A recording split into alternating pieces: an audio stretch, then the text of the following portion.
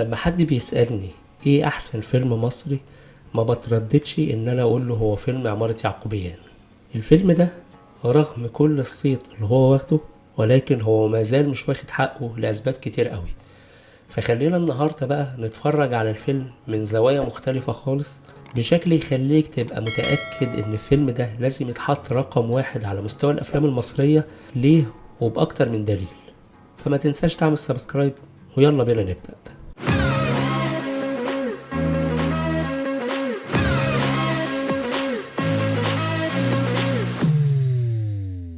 ازيكم جميعا وعاملين ايه؟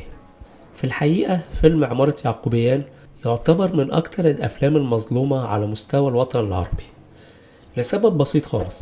رغم شهرته ونجاحه، ولكنه مازال بيبقى فيه حرج كبير قوي ان الفيلم ده يتحط رقم واحد على مستوى الافلام المصرية. انا مش هقول ان هو ممكن يكون كمان على مستوى الافلام العربية، ولكن الاكيد ان هو على مستوى الافلام المصرية القديمة واللي نزلت بعدها. الفيلم ده لو كان في ظروف تانية ولو كان بتخطيط تاني افضل من اللي تم عليه ساعة صدوره، كان المفروض ان هو مش يترشح فقط للاوسكار، كان سهل قوي عليه ان هو يفوز بجوائز الاوسكار. وانا اؤكد لكم انا شفت افلام كتيرة اللي هي غير متحدثة الانجليزية فئة الافلام العالمية في اوسكار اقل بكتير من فيلم زي ده.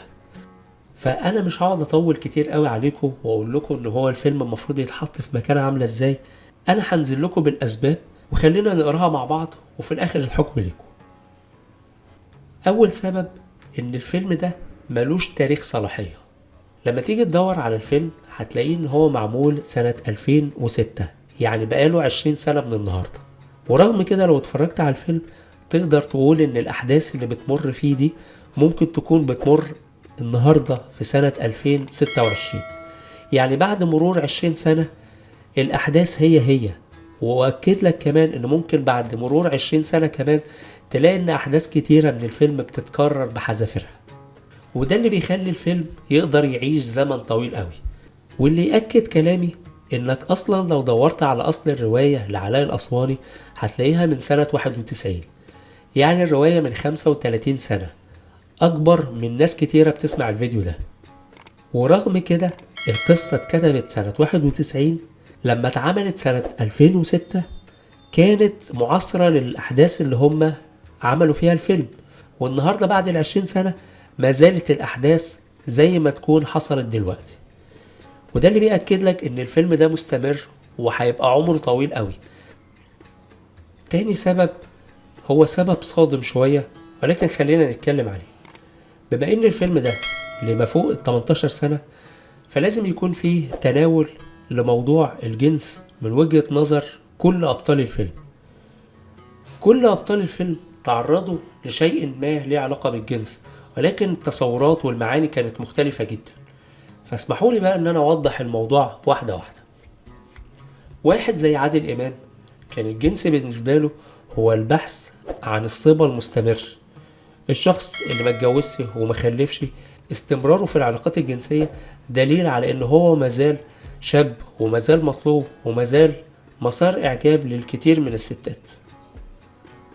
اما بالنسبة لنور الشريف فكان الجنس بالنسبة له هو وسيلة للتعبير على فائض الرزق، ان لما الواحد يبقى عنده كتير من الاموال اللي هو مش محتاجها بيبتدي يلجأ لحاجات كتير كمالية.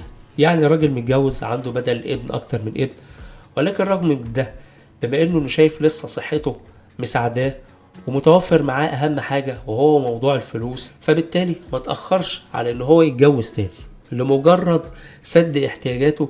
شايف ان من حقه ان هو مازال يستمتع بيها طالما عنده امكانية ده. في المقابل الجنس بالنسبة لسمية الخشاب كان وسيلة لحياة افضل ليها ولابنها، ينقلها من مرحلة الشغل لمرحلة حياة افضل مع شخص مقتدر ماديا. وفي نفس الوقت تحول الجنس بالنسبة لها لوسيلة للضغط لتثبيت أركان هذه الحياة الأحسن اللي ممكن تكسب بيها مكاسب أكتر من جوزها لما تخلف منه، وبالتالي يبقى ليها حقوق وامتيازات مش بس مادية ولكن اجتماعية كمان، لأن هي تكسر حاجز إن هي متجوزة في السر وفي الدرة ومحدش يعرف عن جوازتها دي أي حاجة. أما بالنسبة لهند صبري فكان الجنس بالنسبة لها متقسم لكذا مرحلة. المرحلة الأولانية اللي هي الحب الأفلاطوني اللي كان ما بينها وما بين محمد إمام، اللي هو ما كانش فيه أي حاجة عيب. تاني مرحلة احتياجها لعملية رغبة الناس فيها جنسيا علشان تثبت نفسها في الشغل، رغم ان هي رافضة ده، ولكن اتخذت ده اسلوب على اساس ان هو يحقق لها ربح مادي ولو بسيط، وكذلك تثبيت في العمل اللي هي عايزة تشتغل فيه علشان تصرف على اخواتها. مع الوقت تحول الجنس بالنسبة لها للحاجة الطبيعية اللي هو وسيلة التعبير عن الحب مع عادل إمام قبل جوازها منه بشكل رسمي، اللي هو بالمناسبة جوازها منه كان جه بشكل اضطراري لما اتقبض عليهم. يعني أساسا الفكرة ما كانتش مطروحة بالنسبة لهم، أو كان في نقاش ما بينها وما بين عادل إمام أساسا عليه. يعني حبها ليه كان تعبير صادق منها من غير أي مقابل منتظر. نيجي لخالد الصاوي اللي هو أخطر ما في الفيلم، واللي دايما الأضواء مركزة عليه، إن كان الجنس بالنسبة له هو تعبير عن الحنان والأمان اللي لقاه مع عم إدريس، اللي هو كان الوحيد بيهتم بيه في الفترة اللي كان أبوه وأمه منشغلين عنه. اللي بالمناسبة برضو الجنس بالنسبة لأمه كان تعبير على الخيانة لما اكتشفها إن هي بتخون أبوه. واستمرت الحالة دي مع خالد الصاوي لحد ما كبر بيبحث عن الأمان مع رجال آخرين، وكان من ضمنهم باسم سمر، اللي كان برضو الجنس بالنسبة له هو نوع من أنواع الترقي، نوع من أنواع تثبيت الأقدام في القاهرة بعد نهاية خدمته، إن هو يلاقي له شغل، يلاقي له مكان في منطقة راقية زي وسط البلد. والجنس بالنسبة لباسم سمرة كان برضو أحد الأساليب اللي بيثبت فيها رجولته على مراته لما لسنت عليه بالكلام بعد تأثره وعلاقته بخالد الصاوي والكلام اللي كان بيتقال عليه.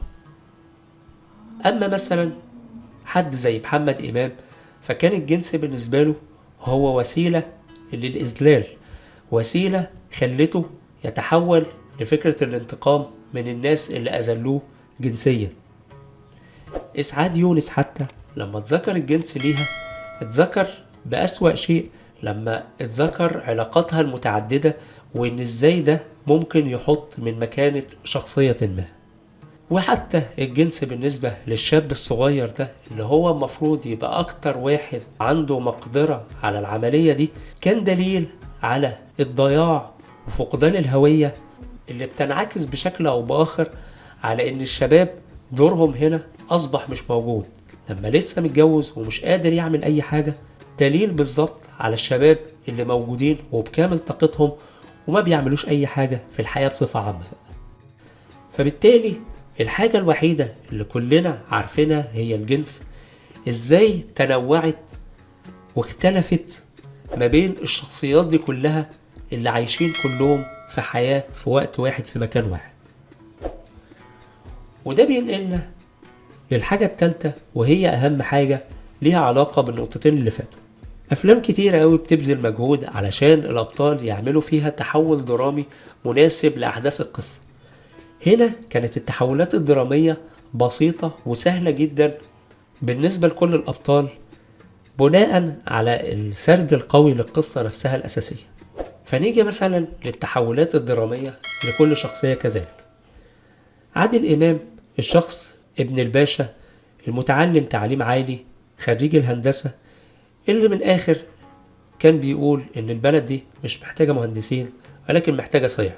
الشخص ده اللي بيقف قدام القواد اللي ساعد البنت ان هي تسرق فلوسه، ما بيقدرش يقول ولا كلمة ولا بيقدر يدافع عن حقه. هو نفسه الشخص اللي لما حب وقف بملابسه الداخلية قدام كل الشرطة ومنعهم ان هم يلمسوا البنت اللي بيحبها. هند صبري البنت اللي كانت رافضة ان هي تبيع شرفها، في يوم وليلة تضطر تواكب التيار وتبيع شرفها حتى من غير رضاها، وتبقى مقتنعة باللي بتعمله وتقاوح فيه كمان خطيبها محمد إمام لحد ما تشتغل عند عادل إمام. في لحظة تقتنع بكلام أحمد بدير إن هي تخون عادل إمام وتمضيه على تنازل عن شقته، وبكلمة واحدة بس قالها لها عادل إمام إن هو ينضلها على أي حاجة تخليها تتغير تاني وتتحول للشخص النقي اللي فعلا ما شافش اي حاجة وحشة من الشخص ده علشان يأذيه، حتى لو هي ظروفها أسوأ منه. نور الشريف، الشخص اللي بدأ من تحت خالص، اللي كان بيكلم خالد صالح بمنتهى الانكسار علشان يخش مجلس الشعب، أول ما رجله اتحطت في مجلس الشعب ابتدى يناطح خالد صالح، وابتدى يتحداه كمان، ويقول ان هو مش مشكلة بالنسبة له الفلوس، هيعتبرها بضاعة وخسرت. في لحظة بمجرد قرصة ودن صغيرة من خالد صالح نخ تاني ورجع لأصله وعرف حجمه الحقيقي ايه. أحمد بدير، المسكنة اللي ظهر بيها في أول مشهد ليه في الفيلم، وبعد كده التحول اللي بيبين ان هو خبيث من جواه، وان كل اللي بيعمله ده عنده أطماع أكبر في حاجات كتيرة من ممتلكات الغير.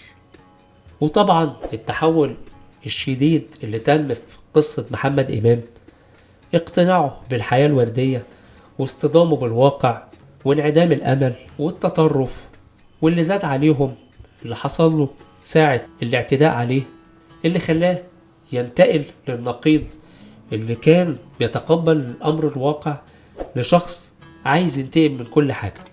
انتقالات كلها تمت بمنتهى الذكاء في مدة قليلة قوي في الفيلم، كتير قوي منه غير متوقع. وده في نفس الوقت اللي انت بتلاحظ فيه ان في شخصيات الخط الاداء بتاعهم مستمر ثابت، وده لهدف مش ضعف من الشخصية. والشخصيات دي مثلا نذكر منها على سبيل المثال هو محمد الضفراوي، وبالمقابل عباس ابو الحسن، وناس كتيرة زي بواب العمارة، زي صديق نور الشريف، زي تامر عبد المنعم. واعتقد ثبات الشخصيات دي على موقفها ان هي لا بتتأثر ولا بتتغير، ده اكبر دليل على ان الشخصيات دي ثابتة ومستمرة، وهتستمر على نفس الفكر اللي هم موجودين بيه داخل الفيلم. يخليك في الاخر تعرف الفيلم ده شخصياته واحداثه وابطاله موجودين وهيفضلوا موجودين. محدش يقدر يجزم ان الاحداث دي او الافكار دي ممكن تقدم مع التاريخ. ولذلك فيلم عمارة يعقوبيان يستحق بجدارة ان هو يكون رقم 1 على مستوى الافلام المصري، ومن غير انتقاد او تقليل من اي فيلم تاني موجودة في قائمة افضل 100 فيلم مصري. ولكن في افلام كتيرة منها لو جيت بصيت لها دلوقتي هتحس ان هي ادمت، ما بقاش فيه دليل او مقابل ليها في الوقت الحالي. على عكس فيلم زي ده قصته بقالها 35 سنة وما زالت عايشة وهتعيش لسه سنين قدام. مستني اسمع تعليقاتكم، ولو الحلقة عجبتك متنساش تعمل شير عشان الناس كلها تستفيد من المعلومات دي. في نفس الوقت تعمل لنا سبسكرايب، تابعنا على الفيسبوك والتيك توك والانستجرام عشان تبقى اول واحد يتابع الحلقات الجاية. شكرا.